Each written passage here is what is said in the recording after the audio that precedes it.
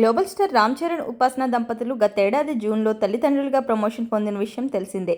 తమ గారాల పట్టికి క్లింకారా కొణిదెల అనే నామకరణం చేశారు. అయితే ఇప్పటివరకు మెగా ప్రిన్సెస్ ముఖాన్ని మాత్రం బయటకు చూపించలేదు ఈ జంట. రామ్ చరణ్, ఉపాసన దంపతులకు గతేడాది జూన్ 20న క్లింకారా జన్మించింది. అయితే తమ కూతురి విషయంలో ఎంతో గోప్యత పాటిస్తున్నారు గ్లోబల్ స్టార్ కపుల్. తమ బిడ్డకు సంబంధించిన వివరాలు, ఫొటోస్, వీడియోస్ బయటకు రాకుండా మెగా ఫ్యామిలీ జాగ్రత్తలు తీసుకుంటుంది.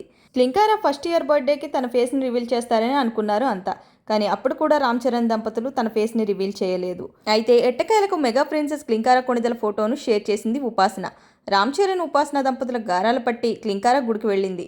తన తాతయ్యతో కలిసి అపోలో ఆసుపత్రిలో ఉన్న శ్రీ వెంకటేశ్వర స్వామి ఆలయాన్ని దర్శించుకుంది. ఈ విషయాన్ని ఉపాసన సోషల్ మీడియా ద్వారా షేర్ చేసింది. ఉపాసన తాతగారైన సి ప్రతాప్ రెడ్డి, ఉపాసన తండ్రి అనిల్ కామినేనితో కలిసి క్లింకారా అపోలో ఆసుపత్రిలో ఉన్న శ్రీ వెంకటేశ్వర స్వామి దేవాలయంలో జరిగిన పవిత్రోత్సవాల్లో పాల్గొందంట. క్లింకారాను తన తాతయ్య ఎత్తుకోవడం చూస్తుంటే నాకు నా చిన్ననాటి రోజులు గుర్తుకు వస్తున్నాయి.